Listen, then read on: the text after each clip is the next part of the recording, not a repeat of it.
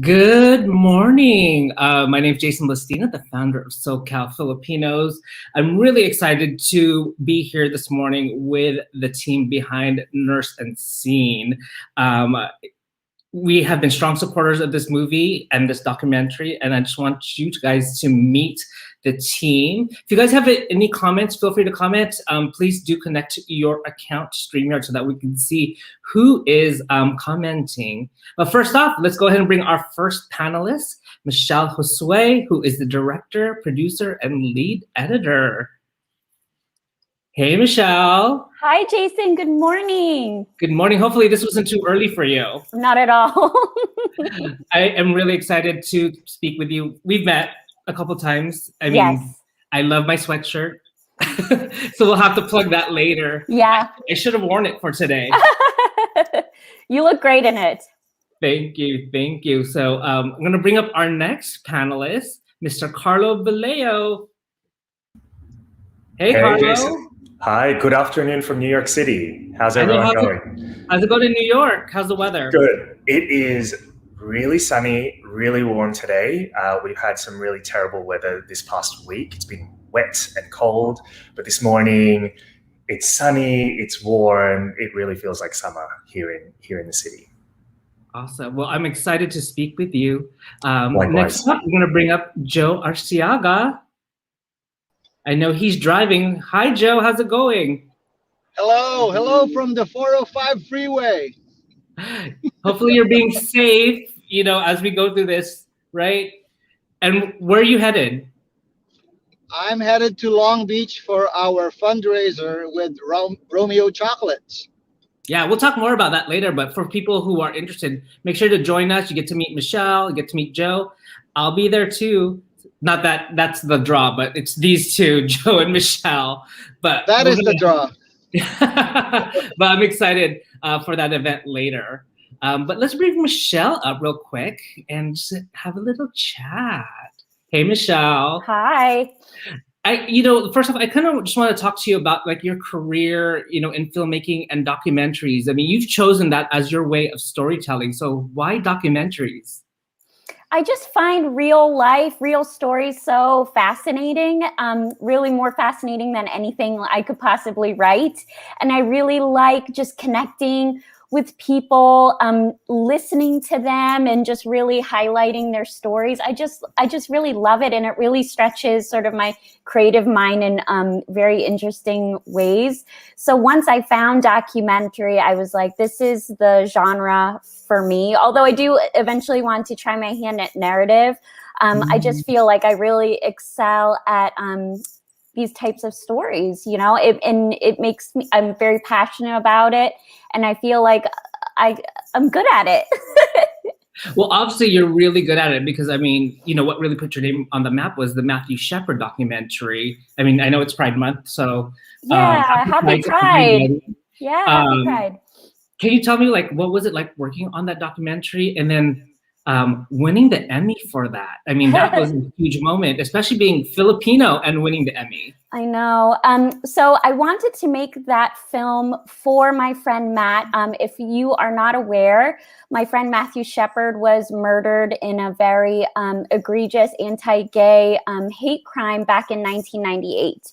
He was tortured and beaten and tied to a fence, left to die. And this was a story that made national headlines, global headlines, really. And it just opened the world's eyes to the type of hate and prejudice and violence that the LGBTQ community was facing. And for whatever reason, my friend Matt, it happened to my friend Matt, and it really captured the world's attention. So as his friend, I found it very devastating that someone could do that to a person that I loved and cared about so much. But as a storyteller and one who was studying film, who made, short films with Matt in high school, I felt that it was maybe my duty to share with the world who he was beyond how he died, and to share with the world that he was this amazing person who had a very complex life, who was figuring things out, that he wasn't just this, martyr, he was so much more. So that's how I got into it. And I just wanted to make that film for him. And it was a really, really long journey. It was like 6 years, like in total. And I still, share it and screen it around the world. I feel it's a very important story, and it'll always be important. So winning the Emmy, it's just, it's bittersweet, like it's great because we were honored. His story is still important. People still care. But, beyond the accolades, it's just bittersweet because, of course, we would trade all of that just to have him, with us again. Absolutely. I mean, it's such an important story, especially, in the LGBT community. Absolutely. And it's a story that I feel like is really important to tell. Is there a way for people to view it still? Oh, yeah. Thanks for asking. So it's still available on Amazon. You can also purchase it on our website, DVD version or digital download. And that's mattshepardisafriendofmine.com. Okay. Yeah. No, thank you for that. Because I like I said, again, I feel like that's an important story to tell, especially within the month that we're in. Yes, yes. June. So again, happy Pride to everybody. But I want to bring the rest of your team on. So let's bring Carlo and Joe back on and talk about the documentary that all of you guys are working on, which we're strong supporters. Obviously, SoCal Filipinos loves you guys, and we're really excited to support Nurse Unseen. So can you tell us a little bit about the documentary that all of you are working on? So who'd like to take that? I guess I'll take it. So basically, the title Nurse Unseen speaks to a problem that we all identified, especially in the pandemic, that our Filipino nurses are unsung, unseen heroes. And we wanted to do whatever we could to change that narrative and really highlight the contributions our Filipino nurses have made to the healthcare systems around the world, not only in the US, beyond the pandemic, before and beyond the pandemic. So it's really just about humanizing and taking a look at our nurses and sharing that with everyone so that they connect to them as human beings. Now, like, how do we get Carlo and Joe involved with the film? And then I know we have Arlyn. Unfortunately, she couldn't make it today. So, how did you form the team to make Nurse Unseen? Yes, so Carlo's a longtime collaborator of mine, my producing partner. So after Happy Jail, we were really just very more adamant about our agenda to continue telling Filipino stories and in an authentic, genuine way. So I had talked to him about somehow honoring my aunt, who is an oncology nurse in Children's Hospital who passed away. And I was always thinking about maybe like a film or some way I could pay tribute to everything she's done for me and, for so many children. And so we started talking about the film then, but then the pandemic hit. And then it kind of evolved from there, and it kept evolving. And then when we heard about the National Nurses United study that came out late last year, that really outlined that Filipino nurses were being so disproportionately affected by the pandemic, we realized, okay, this is our film. This is the tale that we have to tell. So Carlo and I started working on it, and then in parallel, Joe and Arlyn, who are nurses, and also producers, were making their own project of similar nature. So when we found out about it, we decided in a true collaborative communal spirit that we would join forces because this was such an important film for our community. Rumor has it was through Clubhouse. Yes, that rumor is very true. So we attribute you and Mary for really planting the seeds for this film, really. So you guys invited me to do a Filipino filmmakers panel, and I'm so grateful for that. It was my first time on Clubhouse, and just really getting to be back, even though we weren't physically in real life together, it was just really great to just all come together. And Arlyn attended that Clubhouse, and in the Q&A portion of the event asked me about what my process was, because she was going to go about making a film about Filipino nurses. So after that, I decided to go to her privately and see if there was an opportunity for us to collaborate. So it really was through you and SoCal Filipinos and Clubhouse that we all came together. So we owe you a lot. And, you guys being just such amazing supporters, I just feel like you're part of the team. Oh, well, obviously, Michele, we've met, and anything that we do through SoCal Filipinos is to help our community and to uplift our community. So anything that you need, obviously I'm here, and anybody else that's watching today, that we're here to support our community and uplift our voices, especially through this film.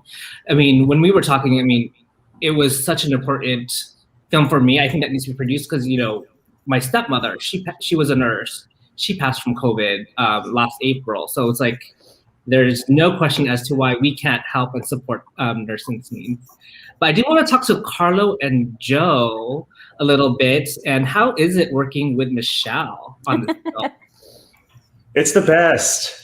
Michele and I actually shared a room in Cebu when we were filming Happy Jail.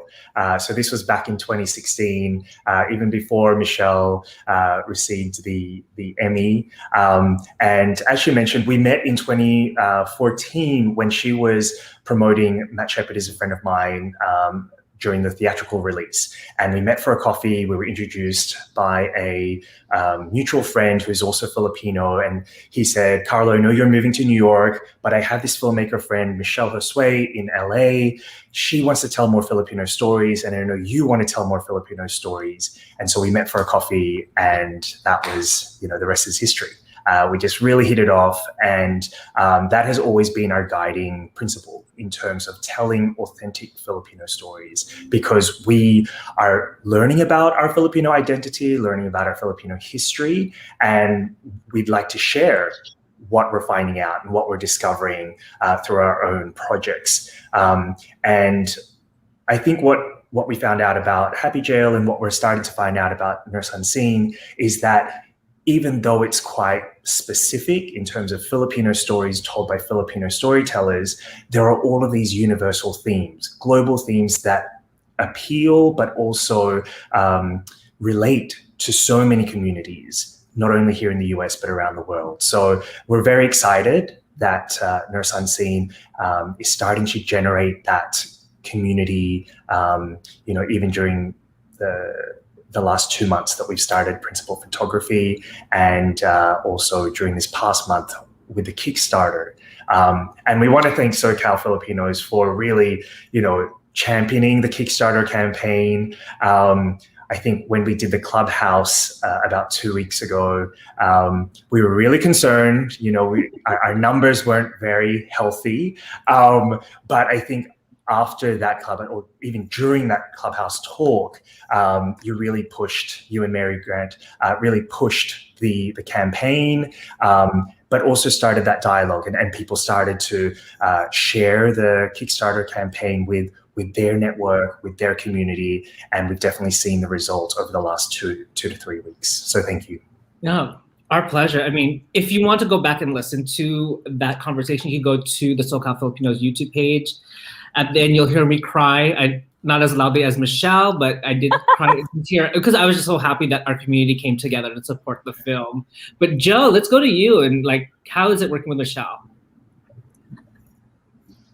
I feel so honored and blessed, actually, to be able to work with these two very talented and creative individuals. I'm relatively new to the film world, and really thankful that we are able to have this opportunity to highlight those people who have not been seen, that have been serving our community, mainly the nurses. So as a nurse myself, it just gives me joy that finally there is an opportunity to showcase the sacrifice, the love, and the caring of these amazing individuals. My grandmother was a nurse. My grandfather was a nurse. I'm a nurse. My wife is a nurse. There's so many nurses in my family. So, and I am so thankful for the way the community has rallied around this project. I mean, from from different groups and walks of life. Yeah. So yeah, no, it's incredible working with these two guys.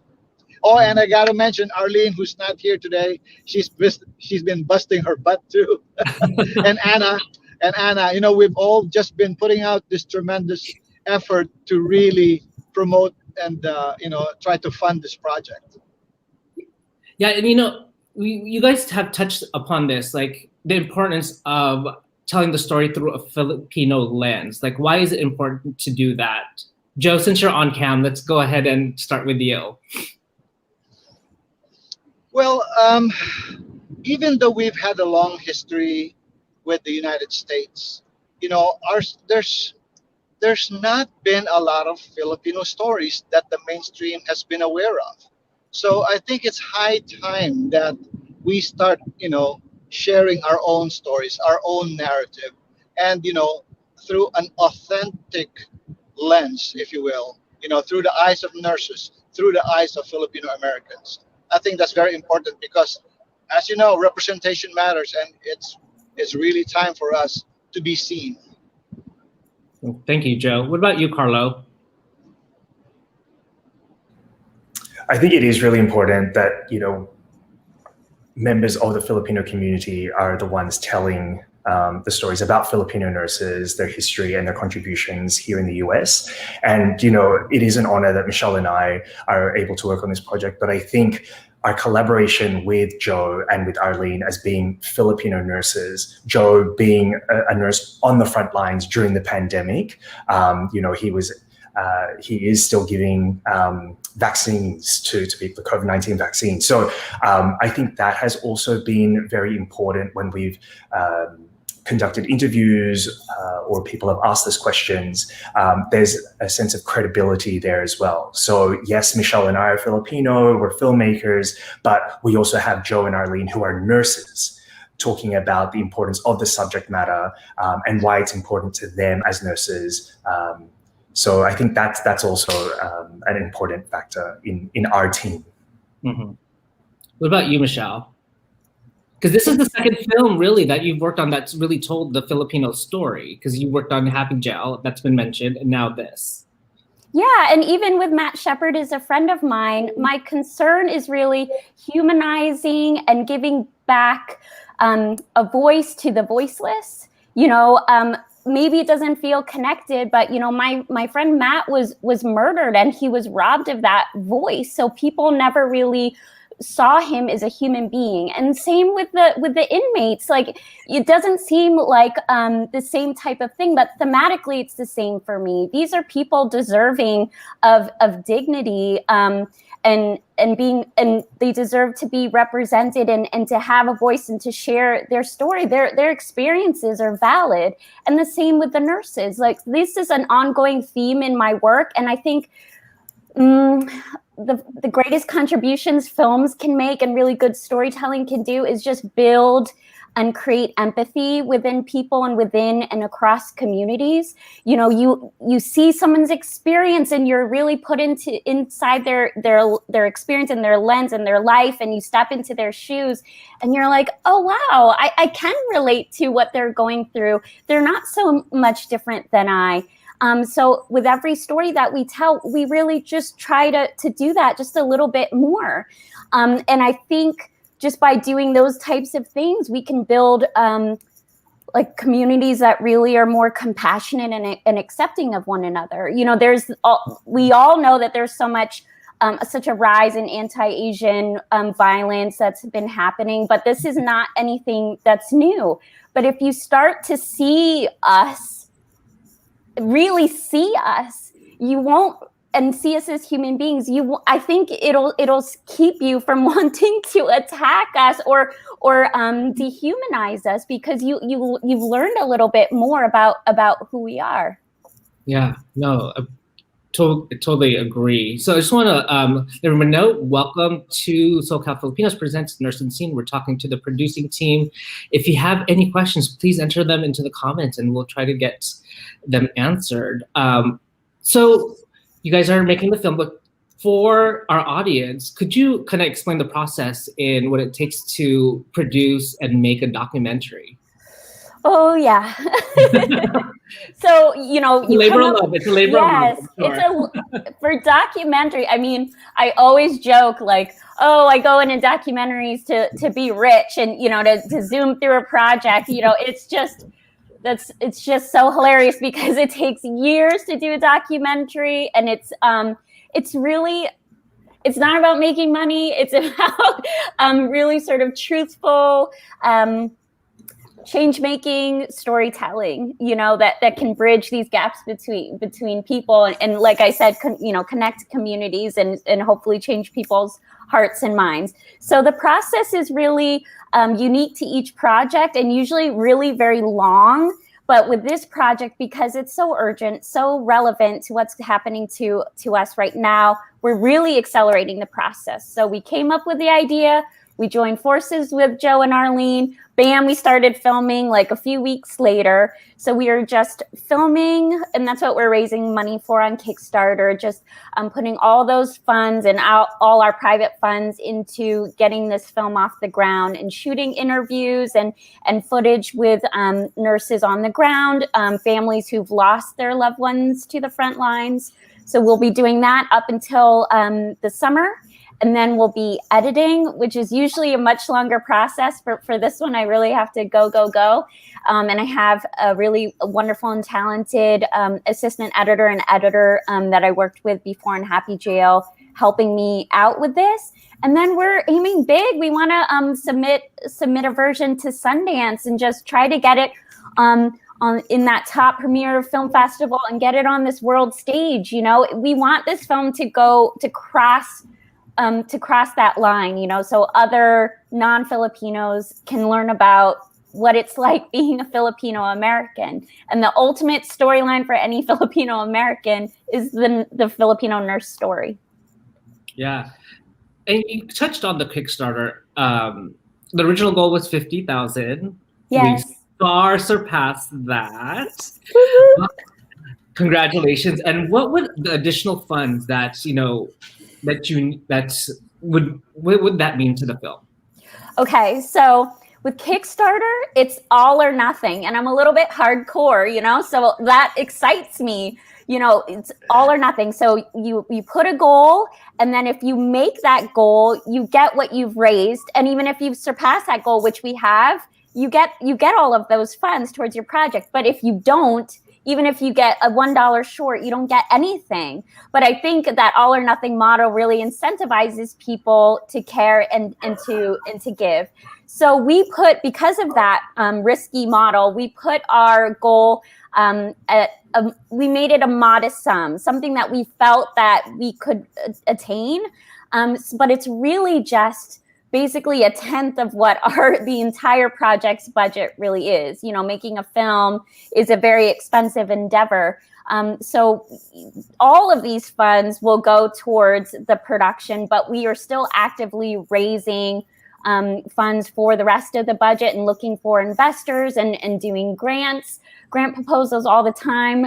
So every single dollar will go towards camera equipment rental, you know, paying our camera crew, our sound crew, music, licensing, what have you, travel expenses, because we're about to shift gears and go to New York and really film what that experience was like, because it was the epicenter of the pandemic here in the US last year.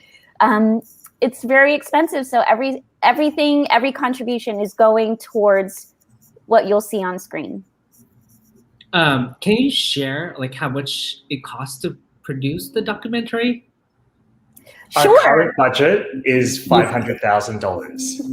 And that $100,000. Wow. That's right. So Michele correctly said that, you know, the Kickstarter goal, or what we hoped to raise with the $50,000, was only a tenth of the production budget that we put together, you know, before we started filming. And as Michele outlined, it includes all of the crew. So our camera person, our sound person, all of our editors, Michele being the lead editor, but she also mentioned an editor we worked with on Happy Jail is also helping us with Nurse Unseen and collaborating with us on this project.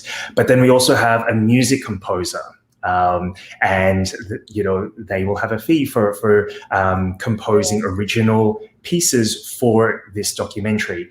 But then there's also all of the deliverables that we will have to produce in order to world premiere at a film festival like Sundance. So it's the digital cinema package, and even before we export that digital cinema package, the DCP, we will have a sound mix session, a colorist who will make the images look perfect, so that when we see it on a big screen, even though we may have recorded close to 40 interviews in different lighting situations, it's going to look consistent. It's going to look like one film. So there's a lot of moving pieces, and there's a lot of, you've seen film credits, right? On narrative films, there are a lot of people, but even in documentaries, there are a lot of people contributing to telling these stories. And as Michele said, we're really wanting it to be an artful piece.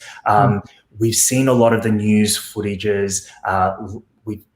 We've all seen the news stories over the past year and a half, but we want this to be different. We want this to be a love letter to the Filipino nurses who are still on the front lines, some who we lost, unfortunately, but also celebrating just this incredible history that we're discovering. So, let alone, other communities finding out about, oh, yeah, my nurse was a Filipino when I, went to the hospital, even before the pandemic. And just putting those pieces together in a very artful and inspiring way. And quick plug, you could see it in the ticker below. So if you'd like to make a pledge, please do so now. SoCal Filipinos has made their pledge through myself and John Eric. And we've got more supporters, so please do support the film. I'm gonna leave this on you, Carlo, because you have a history in film. So talk to me a little bit about that. Yes, so I've had what you'd call a colorful history in film. I went to film school in Sydney, and I fell in love with documentaries. I bought a Sony A1P, a high definition video camera back in 2005. And I actually did a year of exchange in the Philippines. And that's when I really discovered, my passion for documentary filmmaking.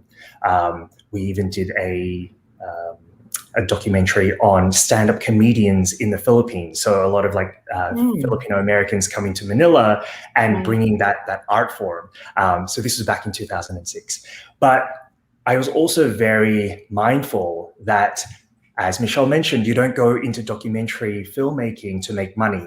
And so as the first person in my family to go to college, I was like, oh, I really need a safe and secure profession. And at that stage, even lecturers at film school were saying, it's not the best thing for you to do, to just go all out and just become a documentary filmmaker. You need a profession. And so I actually went into the film, I went from film school and went into the Australian government and worked as a liaison officer for the Department of Education.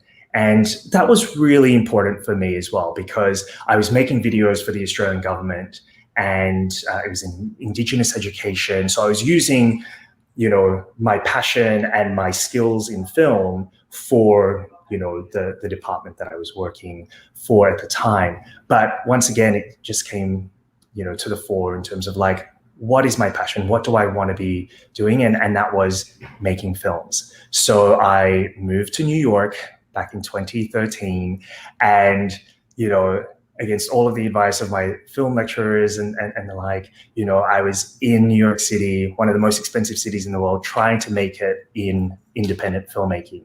And I was very fortunate to work on a documentary with Cheryl Frojanic. It's called Back on Board, Greg Louganis. So it's the documentary about Greg Louganis, who is from SoCal, from Mission Viejo, in fact. And that's when I really discovered, my passion for LGBTQ stories as well. Being a gay man myself, as Michele mentioned,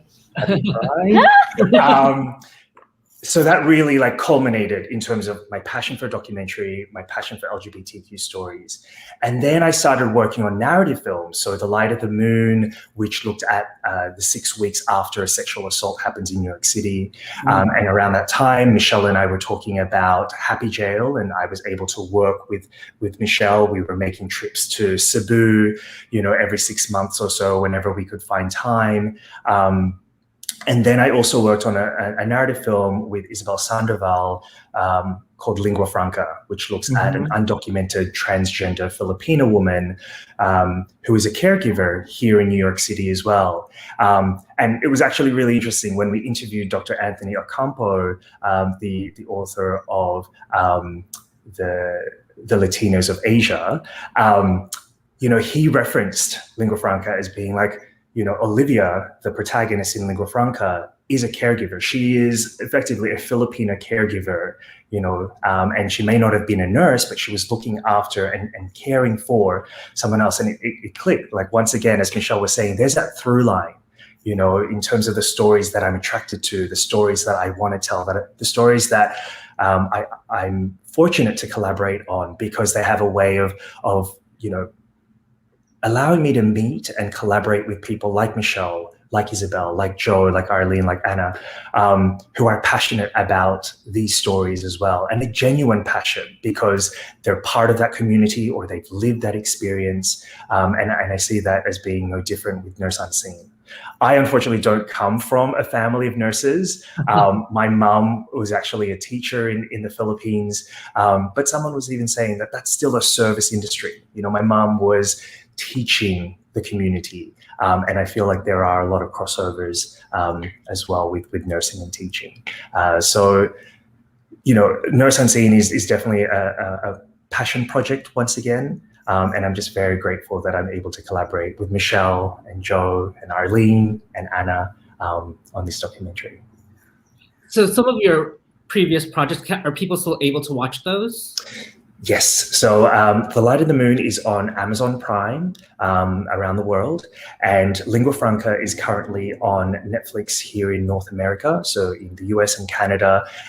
It's also available in France, in Spain, and in Israel. And I think this month it will be available in the Philippines through our one of our executive producers, TBA Studios. They're looking to put it on the platform as well. So that's a great plug for Pride Month as well. That people in the Philippines can see a Filipino-American story in the Philippines.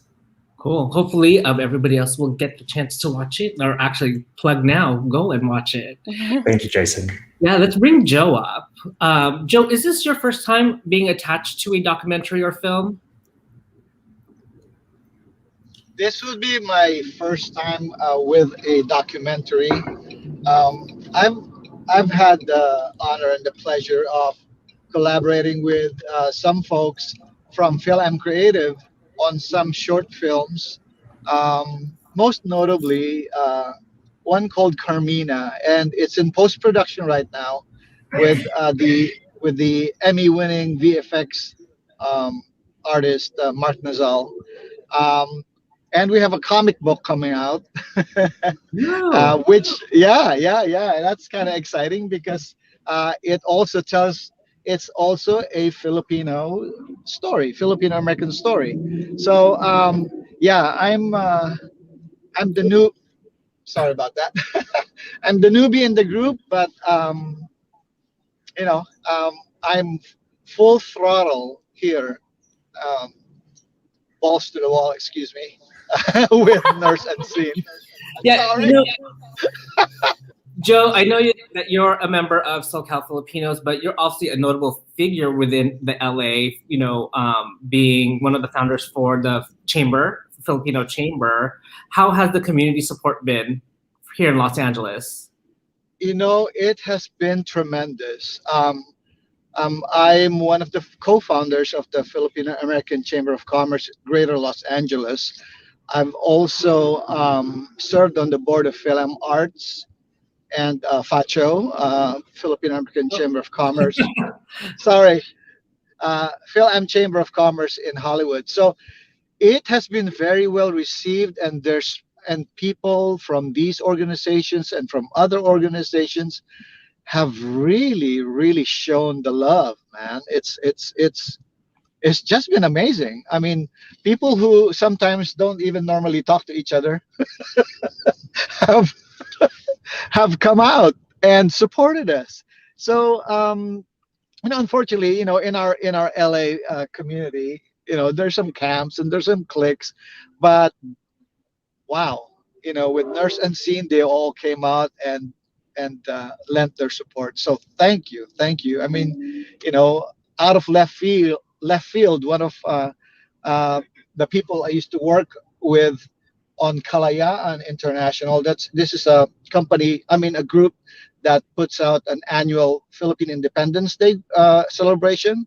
I served with her so many years ago, and she became one of our angel backers. So that's just the power of this film. Yeah. So amazing. Well, I know, like, the film, again, we're talking about nurses. It is a stereotype that you're Filipino, that you're going to be a nurse, or you are a nurse, or we get that stereotype of your parents pushing you to become a nurse. But what is it about being Filipino that makes us good nurses? I'm an immigrant, and coming from that immigrant background, we just work. We don't really, we don't care about the benefits.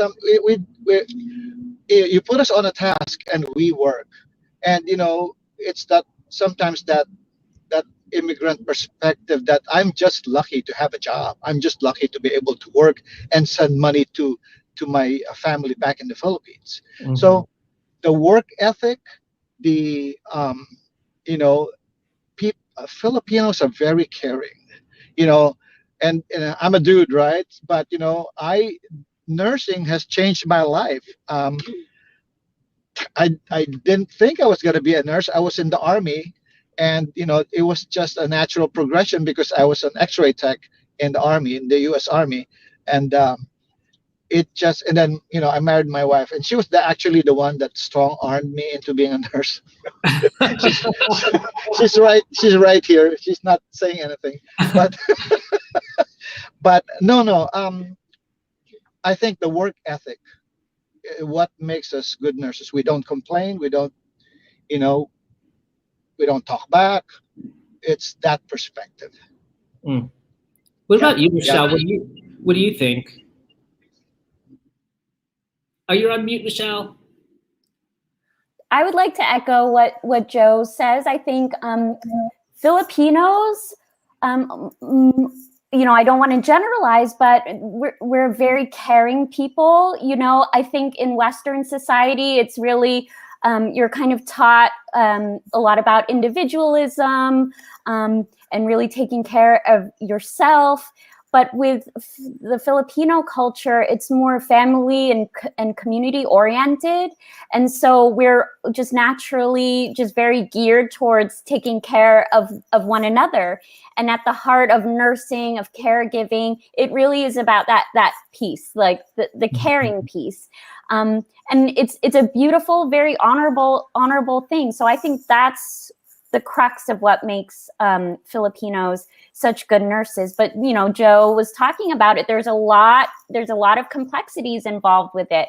Nursing became an avenue for people to make a better life when they couldn't make a life for themselves in the Philippines. Like, it became an actual viable option to leave one's home and go to wealthier countries like the US and make 20 times more than what you would make in the Philippines. And from that salary, you're able to send that money back and take care of your family back in the Philippines. And that is the labor model for the Philippines. And I learned that the Philippines is the leading global exporter of nurses, which is, I guess I didn't know that, but when I found that out, I wasn't surprised. So there's a lot of these factors, economic, cultural, sociological, that factor into why Filipinos make such amazing nurses and why there is something to that stereotype.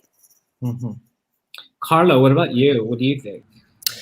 I will echo what Joe was saying in terms of like Filipinos getting the job done. I think, you know, to borrow off Lin-Manuel Miranda's like Hamilton mixtape, you know, immigrants, we get the job done. I think that's exactly the belief, you know, and I think it speaks to independent filmmaking as well. You have to find ways of making and producing these stories. You know, sometimes it's really difficult. With narrative films, it's, you know, you have to have the money in place before you go into production. So the development can take years, right, before you actually get on set and you make the narrative feature film or short film. With documentaries, if you have a camera and you have a story and you have access to, you know, interviewees and the story, you can start making the film, you know, even with very little or no money. And what we're trying to do with Nurse Unseen is do both, right? We're trying to make the film at the same time as we're fundraising to make the film. So once again, it's finding creative ways where we're working with people we've worked with before, calling in favors to say like, hey, are you able to help us with this location? Are you able to help us with this piece of equipment that we need for this particular interview? Do you have space in your house where we can conduct an interview because one of our interviewees doesn't feel comfortable being interviewed in their home or in their workplace? So it really is that mentality, and I think it links back to, you know, why Filipinos, why immigrants make great nurses. It's that ingenuity. It's that idea of like, we are adaptable, we have a task, and we will find a way to complete that task and go above and beyond. I'm going to just throw in a fun question because, you know, at the hospitals, I've seen it where in the break room, all the nurses bring food together, especially in times of celebration. What is your what is your favorite Filipino food? And then two, what's a Filipino food that doesn't need to be there? Should I go first? Yeah, since you're already right there highlighted. Okay, number one Filipino food. I miss my dad's cooking. He and my mom are still in Sydney, but we had the chance to go to the Philippines back in 2019, so before the pandemic, and he cooks a mean kinilaw, which is ceviche, effectively, but raw tuna with vinegar and green mango and ginger. Like, my mouth is watering just thinking about it. So that's number one. And I don't know, and I don't want to say what Filipino food should be off the list, because I feel like Filipino food should be celebrated. I know that it has been going through these amazing waves of, you know, being the taste or the cuisine of the moment, but I think there's still more to explore. So I don't want to take anything off the list. I just want to add more Filipino foods. Awesome. What about you, Michele? Okay. So shout out to our friends on the Lumpia movie. By, you know, hands down, it's lumpia for me. I could, you know, I'll just like eat like as much as I can and stuff it in my pockets or whatever. So I just love lumpia. I love almost all Filipino food. This is going to be a really controversial take, I think. So like, I don't like raisins, and I don't think they should be in things. I'm sorry. So like lumpia, but when I bite into a lumpia and there's like a raisin in it, I'm like, this is like, I feel attacked. This is wrong, you know? So I'll just say that. That is violence in the food when there's raisins in lumpia and violence! Fruit salad. Macaroni salad, I don't know, understand it. Embutido, I love embutido, but if there's a raisin, I have to pick it out. But we're in the same camp. Okay, I'm so sorry. Joe, what about you? Well, I'm old school, so I love all things Filipino. My favorite is kare-kare. Oh, yes. I have very fond memories of my paternal grandmother making it from scratch, actually toasting the rice and grinding it. Mm. It's a very involved process. So yeah, that's my favorite.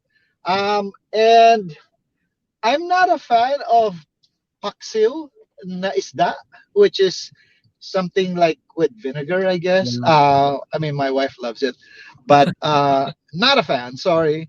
Yeah, I'll take the kinilaw, Carlo, but Well, nothing, no fish in vinegar. Sorry. yeah. Well, just to share, like my favorite food because I'm Ilocano is Ilocano Mickey. Like the soup, it's so good. I just remember watching like my aunts like actually make the noodles fresh, and it was always a hit at the party. I agree with the raisins, Michelle. One I can't really get behind. They say there's a certain way to treat it. Is bitter melon, ampalaya, maria. It's a no for me. I'm half Ilocano, so I can eat the paria. Yeah. But yeah, I can see how that can turn people off. Yeah, I see the chat going off. Everyone has an opinion about raisins or no raisins. Hi, everyone. It just blew up all of a sudden when we started talking about food. But there was a great comment that came earlier. One of our core values is kapwa, why Filipino nurses show strong empathy. Do we agree with that? Absolutely. Yeah, absolutely. What a nice comment. Yes, I totally agree. There might be some inspiring, people that are inspired to do documentaries. What's like a tip or advice that you could give to them if they want to get into documentaries? I know, Carlo, you mentioned it a little bit earlier, but let's start with Michele. Oof. I know. I think I should have like an answer at the ready for this. It's just, I think anyone can do a documentary. You can do a documentary with this guy, So it's really about the action, of actually going out and doing it. You can make a documentary like about your dog or about, lumpia and how raisins shouldn't be in them. Like you can do all types of things. So it's really about, just going out there and really doing it. So it seems very, yes, no raisins. It seems very basic, but it's just like a mental thing. Like, okay, I'm doing it. And then, putting that action into place. So it's that, but also kind of like really knowing what your point of view is and why you want to make that story, why you want to tell that story, what you bring to the table. And that'll all come out eventually. Documentary is kind of a longer process. So it's really just about like doing, and then in doing, learning, and also failing, because in failing you also learn. So it's a basic answer, I guess. Just going out and actually doing it. Carlo, what about you? Anything to add on? Yeah, I'll just add that I think a really important element is trust. And I know that Michele does this so incredibly well, where she develops a trust with her interviewees or the people involved in front of, but also behind the camera. So it goes with your crew, it goes without saying, with your interviewees and people who are talking and sharing their stories with you. So yes, anyone can make a documentary, as Michele said, but I think what makes a really powerful documentary is that bond and that trust that you develop with your interviewees, with your subjects, and that will really translate on screen, that they are wanting to share this story because they feel so passionate and so, they feel so passionate about the topic. But they're also willing to share their story, whatever it may be, and I think that takes time. I think no amount of money, you can't throw money at that aspect of documentary filmmaking. Now, if somebody in the audience is watching and they were interested in getting in contact with you, or like maybe a mentor, could they reach out to you? Definitely. I actually have been a mentor at South by Southwest the film festival in Austin, Texas. That's where I was able to world premiere my first feature-length narrative film. And so I understand the value of the mentorship programs and opportunities that are out there. I think with the pandemic, it has made it easier for people to connect around the US, around the world. I think what we're also learning is that even though people are at home, it doesn't necessarily mean that they have more time. So I definitely, welcome people reaching out, and if I can, if we have time, I'm more than happy to hop on a call or on a Zoom. I just don't know when that will be. Is just my disclaimer. But I definitely see the value of having mentors, but also being a mentee and having that two-way dialogue. I mean, you're just working on a documentary that's trying to be completed in the next couple months, so we totally understand. Yeah. Michele, what about you? Yeah, yeah, go ahead. People can reach out to me. I'm very easy to find.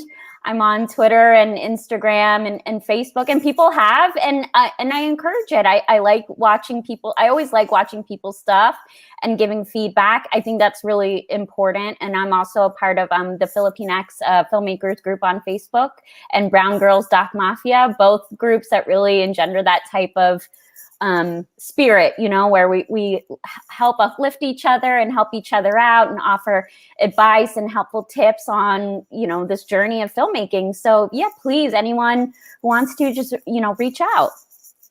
What about you, Joe? I'm all over Facebook, so you can find me on all of these groups. And like I said, I'm like the new kid on the block, even though I've been around for decades. But for people who are looking to go into filmmaking, just start it. Just be involved. I didn't set out to be a filmmaker, and I'm still hesitant to call myself a filmmaker. I'll get there when I get there. So 3 years ago, I took a screenwriting class, and I met this guy who apparently had won an Emmy, and he started involving me in his projects. And so, if you have a really keen interest, just go for it. Don't wait until, I said, hey, you know what? I've always wanted to go to film school. He goes, just do it. Yes, it's nice to have that pedigree, but if you really have a keen interest, just seek out like-minded people and people who you can work with and that won't fight you every inch of the way, and go with them. Find a kindred spirit. Awesome. Joe is a filmmaker. Don't sell yourself short. I'm really so proud of our team, and anybody could go out and do a documentary, and I encourage it. Now is our time. The world cares about Asian American stories, other types of stories that aren't just the ones that you always see in the mainstream. So, go out there and do it, because we need it. People need to see what, you have inside of you. There are so many beautiful, diverse, wonderful stories that need to be told and celebrated. So just go out there with your phone and do whatever you want. Yes. We have about 5 minutes left, so if anybody has questions, please do put them into the comments and we can get them answered. But let's go ahead and plug each one of you. And actually, let's plug the Kickstarter. So who wants to take that on? Well, I'll start with the Kickstarter. So this is me literally every minute of the day checking Kickstarter. So we're at $59,023 with almost at 60. Yeah, with 25 hours to go. And it's been a whirlwind of a campaign, one that was such an emotional roller coaster. So I don't know who's watching, but I know a few of our backers, our angel backers, are watching, because I see you in the chat. Thank you from the bottom of our hearts. We didn't know if we could make it, but we're making it. in large part because of you guys. And we truly believe that this was the right path for us. We wanted this film to be about our community and by our community, and it really feels like that. So this is for you. This is because of you. Thank you, thank you, thank you. Awesome. And where can people find you, Michele? I'm on Instagram, Michele Josue, and then I'm also on Facebook and Twitter at Michele Josue. Yeah, it's, again, I'm very easy to find. Great. About you, Carlo, how can they find you? I'm the same. I'm on Instagram, on Facebook, and Twitter. My handle is at Carlo Velayo, and you'll notice that LOVE is in the middle of my name, so it's very easy to find me. I think just once again a shout out. Thank you so much, Jason, for your support, for SoCal Filipinos support with the Clubhouse, with this StreamYard live stream. We're very grateful for you and also all of the supporters. We have Chantel. In the chat, she's the daughter of Merlin Pambuan, who is the veteran ICU nurse from St. Mary Medical Center in Long Beach. And we've had the honor of interviewing Chantel and Merlin and Dan. And it's just been a real community affair. Like, we are just so grateful for the outpouring of support financially, but also in kind and word of mouth, and people just sharing the Kickstarter and, you know, really raising awareness about this documentary. So by the time that we will premiere at Sundance in January 2022, people will know about this project, and you know, we'll have that community already, you know, championing and telling people about it. So thank you. Maraming salamat po. There was a question, sorry before I forgot you, Joe, because we did talk about Sundance, but somebody asked when. That's my mom. Oh, it's your mom. Hi, Mom. Hi, Mom. Tita. Hi, Tita. So, who wants to answer that? When will it be shown? Well, we know about Sundance. That's like January, right? That's Hopefully. right. So we have to submit a cut of the film at the end of September, and then we should know by the end of the year whether we will premiere at Sundance at the end of January 2022. I believe the dates are January 20th until the 30th. But then we also have other film festivals, other top-tier film festivals in the US, as well as in Europe and in Asia, around the world, where we would like to take this film, just because we know that there are a lot of Filipinos around the world. The diaspora is real and it's extensive, and we want to meet, you know, Filipino nurses, but also Filipinos around the world who will identify and relate and celebrate this story. Ultimately, we would love for the film to be on a global streaming platform. You know, Michele and I have projects on Netflix, so you know, that would be an amazing platform for people to see this film. But really, any streaming platform that would be able to stream and share this important film is someone that we are looking for at this stage as well.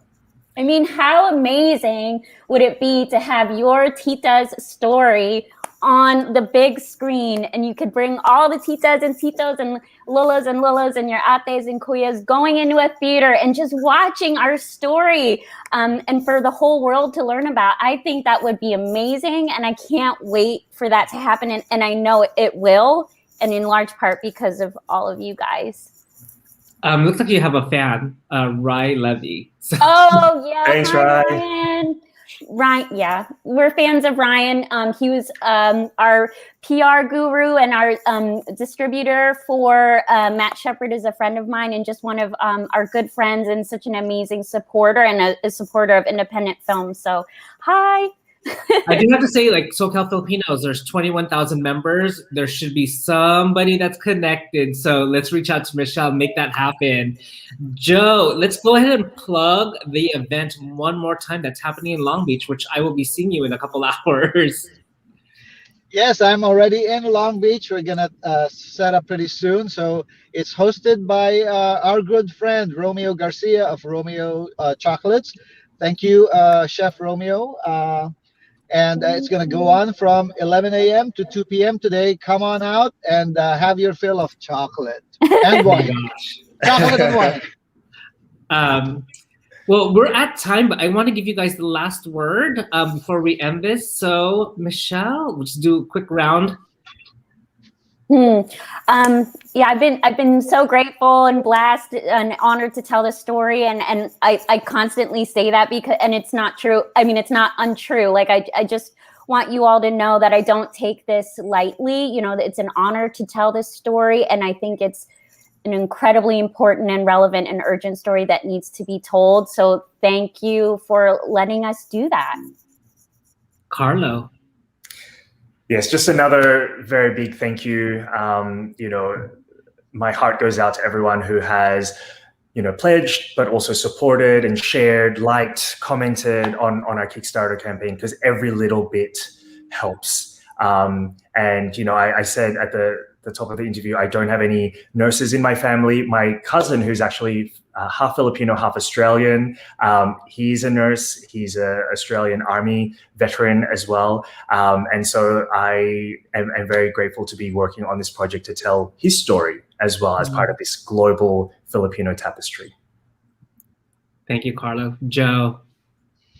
Yeah, and thank you so much to all of our angel backers and all of our backers, our entire community for really rallying around the film. Shout out to all of the fellow nurses who've supported us, given us encouragement, and on behalf of Arlyn de la Pena, who is a fellow U.S. Army veteran. We want to thank our fellow nurses, our colleagues, for doing what you do, for being out there and caring for people. Yeah. Oh, thank you. It's been a pleasure speaking with all of you. To all our viewers, you can rewatch this interview back on Facebook, YouTube, Twitch.